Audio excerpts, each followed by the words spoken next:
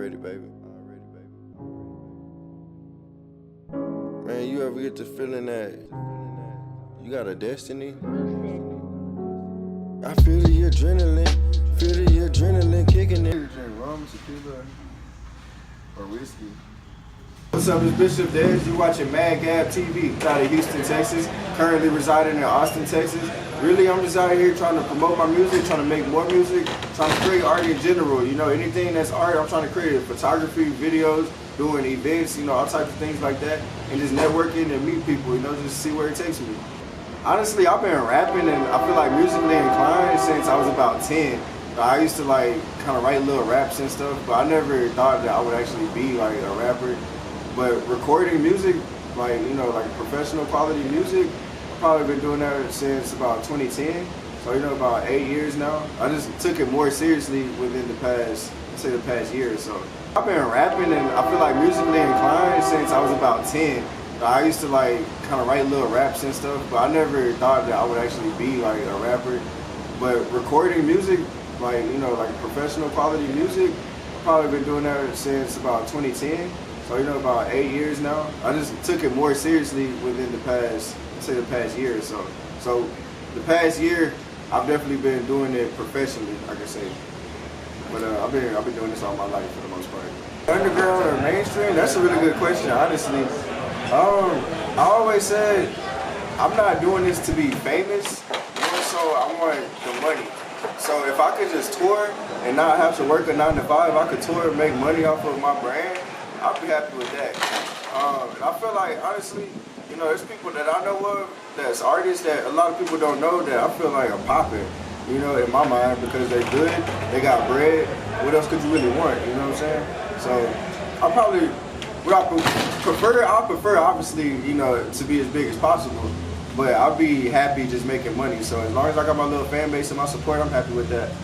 I feel about music today versus back then. All right, so I'm not a hater, you know what I'm saying? I think I probably prefer the older music, like, you know, 90s, and you know, just like more lyrical content. But I still like, I'm able to adjust to what's going on, you know. I like good music. I like things that sound good. So, I mean, shit, I'll jam a little pump, you know, if it sound good, if it make me nod my head, you know, if I'm feeling it, I'm not gonna sit there and be like, oh, it's trash. You know, they may not be the best lyrical rapper, but if it sounds good, I like it. So I'm not gonna say I don't like it. You know, I probably would prefer the older music though, for sure. This is in the rap game today. Well, shit, my favorite rapper ever, Eminem. Always and forever will be my favorite rapper. He's the one. That's the first album I heard that just made me fall in love with rap music. Tupac. You know, I know that's everybody's answer, but like, I real life was in love with Tupac, man. His whole persona. To me, his persona and everything that comes with him and everything that came with him, I love it. As far as rapper, it's Eminem though, for sure. Like, he's my favorite rapper. Now, Kid Cudi had a big influence on me just as how I approach being a rapper, because he made it clear that you don't have to be a hard, you know, gangster or nothing like that. You could actually be like kind of a stoner. You could be kind of an outsider, you know, type of person people can relate to, instead of, you know, just kind of gearing it towards a certain I guess fan base.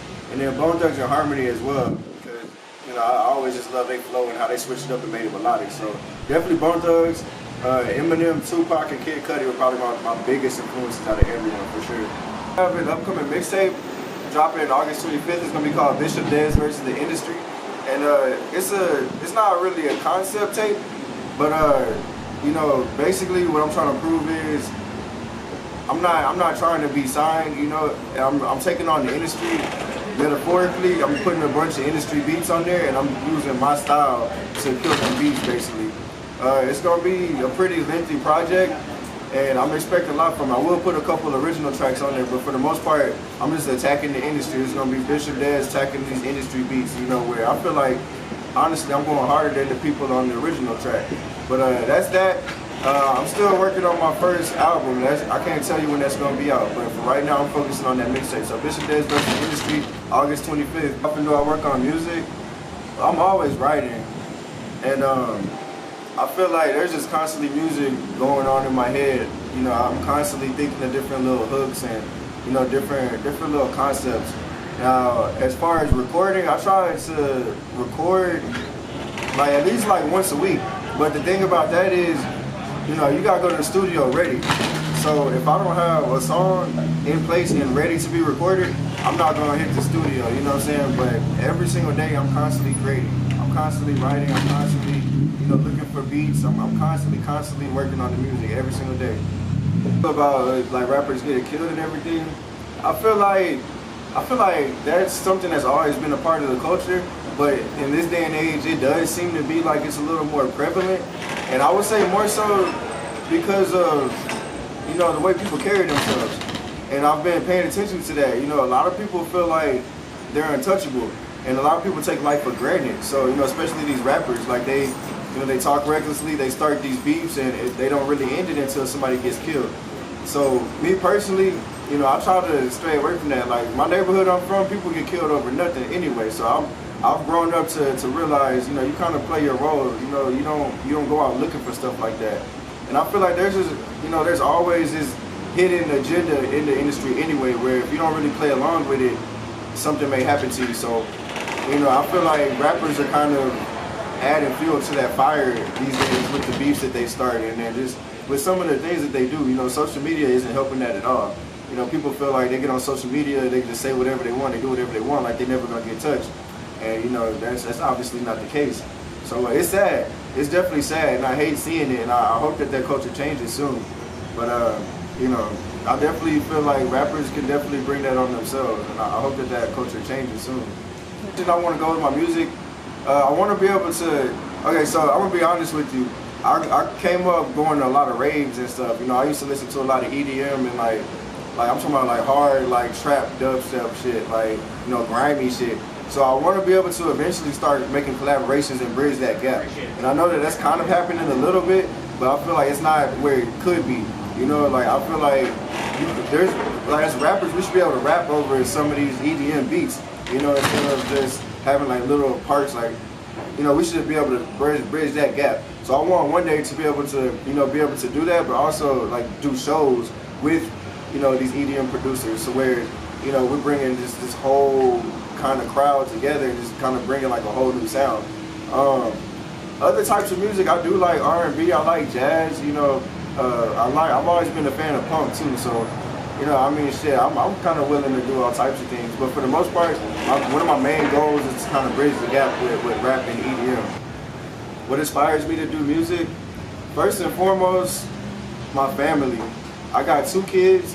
My grandmother raised me and my brother by herself, and I've seen a lot of hardships. You know, my mother, she passed away, but when she was alive, she raised me and my brother by herself, and nobody's ever had money in my family.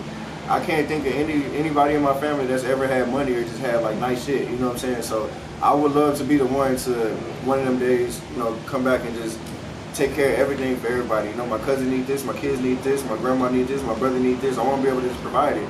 That's my #1 goal. You know, it's not always about fame and glory. It's really about taking care of my family. I think that feeling, if I can do that, I'll be happy. I don't need nothing else from it. So definitely, I just want to take care of my family. Whatever they want, I want them to be happy. I want everybody in my family to be happy, and then I'll be happy with that. On the gram, you can follow me, BishopDez713. It's Bishop, like, you know what I'm saying, praying to Bishop, DEZ713. It's the same handle on Twitter, BishopDez713. I'm new to that, so really I'm gonna repeat that. Twitter, BishopDez713. I need all the followers I can get. Facebook, that's really my personal page, but you know what I'm saying, if you fuck with me, you want to connect me on Facebook, Desmond Moore is my actual government name, so you know you can look me up, DESMOND Moore. But for the most part, Instagram and Twitter is what I like to use, BishopDez713 on there, and then SoundCloud, BishopDez, you can find me on SoundCloud. The Houston music scene, I love it and appreciate it. It's near and dear to my heart, but I feel like versus the Austin music scene, I feel like there's definitely more potential for Austin music to blow up as opposed to Houston. But one thing I can say about Houston is, like, the culture that we're known for is like the slow down music and, like, you know, sip and drink and all that, and you know, just DJ Screw, you know, the choppy screw sound, like all that type of stuff. You know, Zero, UGK, all that southern, you know, like bass heavy, like real country flow. But these days, some cats that are coming out of Houston, like they're kind of switching it up, and they're kind of conforming a little bit to what's going on right now. So I mean, there's definitely potential. Like I've seen a couple of people get signed from Houston, and their music, they kind of brought their own sound. Like look up the Sauce Twins. I'm big on the Sauce Twins. They kind of they made their own sound, and it's not something that's really what we're known for, but it's kind of like something that can resonate. But definitely Austin, from what I see so far, Austin has a little more of the clout. You know what I'm saying? Like if you wanna be popping, like just amongst like the kids and stuff like that, like Austin's probably the place to be. Like I moved out here for a reason. You know what I'm saying? I love Houston. I love DJ Screw. I love Screw music and everything, but I feel like you gotta be in Austin if you want to really blow. You know what I'm saying? You gotta kind of change your sound a little bit. Makes me stand out from other artists.